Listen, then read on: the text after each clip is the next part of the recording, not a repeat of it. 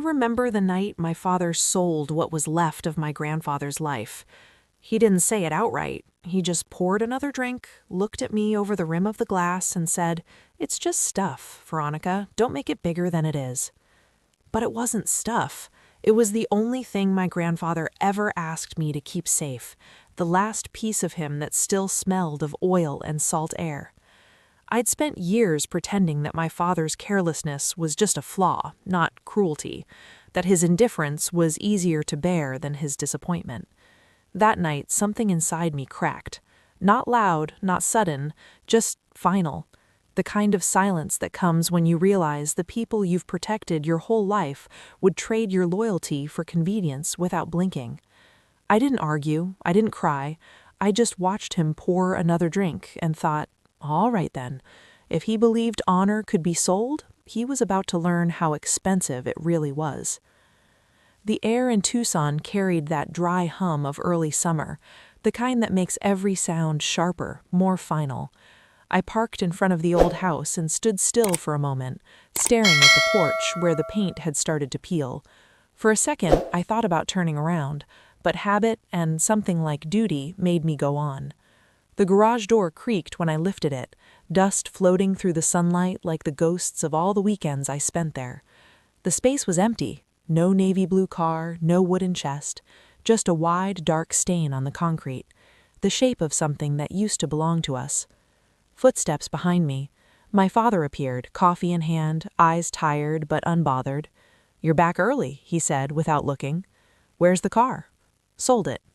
I stared at him, waiting for the rest of the sentence that would make sense of it.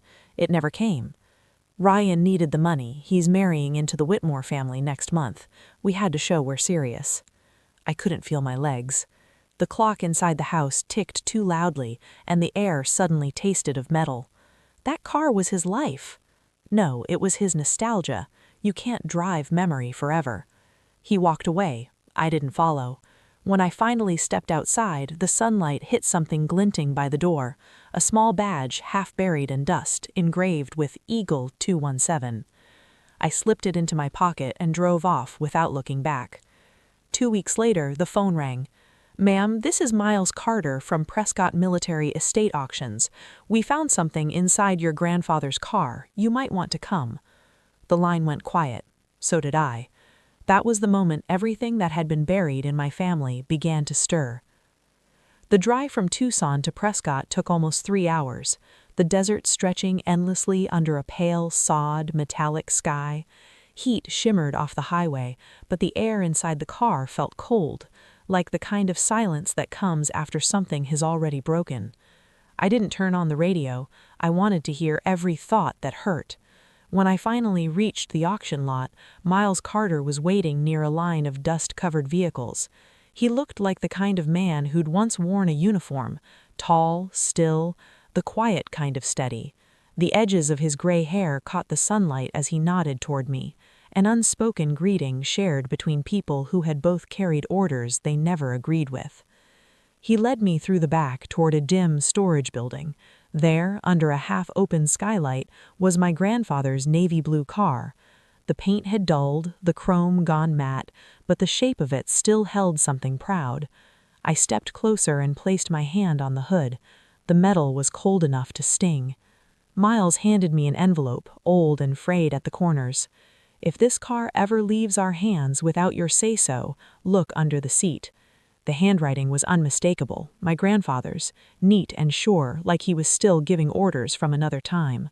I pulled the seat forward, the leather splitting under my fingers. A small wooden box was wedged deep beneath the frame. The grain was smooth, darkened with age, engraved with an eagle in mid-flight and the initials TH. I set it on the hood, my pulse too loud in my ears. Inside were 3 things: a silver pilot's insignia, a black and white photograph of my grandfather with a group of Allied airmen, and a small folded slip of paper that read, "Eagle Ledger, never surrender it." Miles leaned closer, his brow furrowing. "Eagle Ledger," he murmured. "That's from a classified Air Force file. Missing pilots, 1945. It disappeared after the war." I looked at him, unsure whether to breathe or run. He added softly, "Your grandfather might have been its last keeper." The word keeper hit deeper than it should have. I turned the photo over in my hands, feeling the dust lift into the light. The carved eagle on the box glowed under the afternoon sun, wings spread as though it still remembered what it was meant to guard. And somewhere between the light and the silence, I could almost hear his voice again. "If the world forgets, you remind it," quietly. I took the box home. The house felt smaller than I remembered, quiet, stale, stripped of warmth. My father sat at the kitchen table, reading the paper, the light reflecting off his glass of scotch. I set the box down between us. "What did you sign to sell it?" I asked. "The contract." "Why?" he said without looking up. "It has my name on it." He finally glanced at me, jaw tight. "You were always sentimental. I knew you'd make it hard." My chest tightened. "You forged my signature." He didn't hesitate. "I protected this family. You wouldn't understand." My voice came out low, shaking, but cold. "You didn't protect it, Dad. You erased it." Ryan walked in, laughing, holding his glossy wedding invitation. "Come on, sis, don't ruin this. It's just a car." I stared past him at the framed photo of my grandfather in uniform. Steady eyes, that quiet dignity that no one in this room seemed to inherit. Then I left, taking the box with me. That night I drove to Flagstaff and unlocked my grandfather's old apartment. The smell of machine oil and old paper greeted me like memory itself. I turned on his desk lamp, the light soft and amber, and opened my laptop. My name appeared on the sales documents, written perfectly, forged completely. The truth sat there on the screen like a wound that wouldn't close. I called Miles. He answered on the first ring and sent me a scanned copy of the original record. At the bottom, a line had been crossed out in pencil. "Property under historical review. Hold." Someone had tried to stop the sale. Someone had known. I stared at the carved eagle glinting under the lamplight, the wings outstretched like it was trying to lift off again. Maybe my grandfather had been right all along. Maybe the car really was meant to protect me, just not in the way anyone expected. I closed the box gently and sat back in the chair, the desert wind pressing faintly against the window. I didn't know what came next, but I knew one thing for certain. This wasn't over. 2 days passed before Rebecca called back. Her voice was calm but strained, the way it sounds when someone's holding something heavy. "I looked into that note," she said. "The Eagle Ledger isn't folklore, it's real, and your grandfather's name, Thomas Hale, appears on the last custody record." I sat in a small cafe across from Davis Mountain Air Base, the sun hitting the glass until everything shimmered. Outside, the wind tossed sand against the sign that read, "Air Force Proud." "So what was it?" I asked. "A post-war recovery file," she said. "Pilots listed as missing who never made the official rolls. It vanished in 1946. Then came another email from her, a faded 1973 memo stamped confidential. Custodian call. Thomas Hale, authority for off-record civilian aid distribution. I stared at the words, remembering my grandfather's voice when I was 16. Sometimes orders are wrong, kiddo, but keeping your word never is. It hit me. This wasn't nostalgia. The car, the letter, the box, everything was evidence. He had protected the truth, not a memory. When I got home, my father was watching TV. Ryan stood on a scudon beside his fiancé's father, smiling under the headline, "The Whitmore-Hale Alliance, a New Arizona Legacy." I dropped the document in front of him. "You sold government property. It's under review." He laughed, sharp and bitter. "That was junk. He was obsessed." "He was protecting something," I said. "You sold it without asking what it was. I moved this family forward." Forward or away from who we were? My eyes caught a contract on the counter. Horizon Heritage Developments. You sold the hill, too. It's just land. Nobody's been up there for decades. That hill was where my grandfather once built his test hangar. As I walked out, Rebecca called again. You need to see this. The map from your grandfather's letter matches coordinates north of Flagstaff, Hale Hill." I pulled over on the highway, staring at the horizon. If she was right, the Eagle Ledger wasn't gone. It was waiting. 3 days later, I went to dinner at Ryan's new house. The gate shimmered with his company's logo, Hale Heritage Homes. Inside, my grandfather's portrait hung on the wall, turned into a brand image. Ryan was glowing. "We're turning our story into something marketable. People love nostalgia." "You're selling honor like it's decor," I said. "It's called vision, sis. Grandpa's vision was to bring men home. Yours is to sell houses on their graves." The table went silent. My father's tones snapped through the air. "Enough, Veronica." My phone buzzed. An email from Rebecca. A photo of a handwritten label.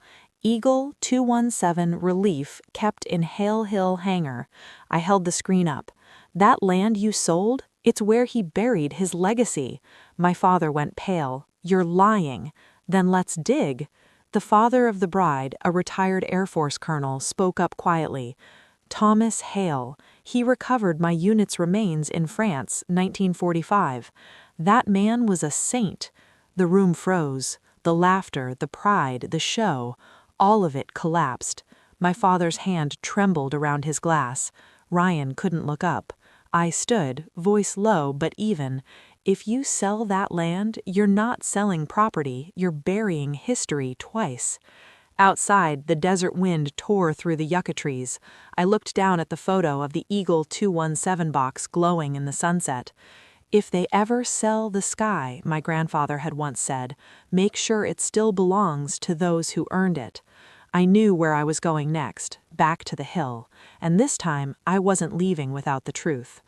The night in Flagstaff was sharper than memory. The wind scraped against the windshield, whispering through the cracks as Miles studied the map on his lap. Rebecca's coordinates pointed straight toward Hale Hill, the land my grandfather once called his proving ground. "You sure about this?" Miles asked. "No," I said, "but he always told me, the truth doesn't stay buried, it just waits for the right hands." The road narrowed until the headlights caught a rusted steel hatch buried under brush. Under the moonlight, faint letters emerged. 217's SQN. I reached into my pocket, pulled out the brass key that once belonged to my grandfather's car, and turned it in the lock. The click echoed like an answer. The hatch groaned open, cold air poured out, thick with oil and paper dust. My flashlight swept across the wall until words appeared in faded paint. "To remember is to serve." Inside, boxes lined the floor. In the back sat a small iron safe, the eagle emblem etched deep into its surface. My hand shook as I fit the key again. It turned easily. A bundle of leather-bound files, a sealed envelope, and an old gold insignia lay inside. I opened the envelope carefully. The first line hit like a blow. "Report on Relief Fund Misuse, 1948 Internal Investigation." At the bottom was the name Major Leonard Hale, my great-grandfather. Beneath it, my grandfather's handwriting. "Father ordered to redirect funds meant for widows. I refused. It cost me my command." He'd sacrificed his career to shield the family name from his own father's corruption, I whispered. He covered his father's disgrace so his son could live clean. Miles's voice was heavy. And now that son sold it again. Among the papers was a list of relief recipients. Some names were crossed out, others marked Prescott, Arizona. Rebecca confirmed over the phone. One family still lived there. The crest stamped in the corner, Air Relief Division, proved it was real. "He never stopped serving," I said. "No," Miles replied. "He was protecting you before you were even born." We stepped outside, carrying the box. The wind whipped sand around us like ghosts. Headlights flared behind, the sound of tires grinding gravel. My father's SUV stopped inches away. He stumbled out,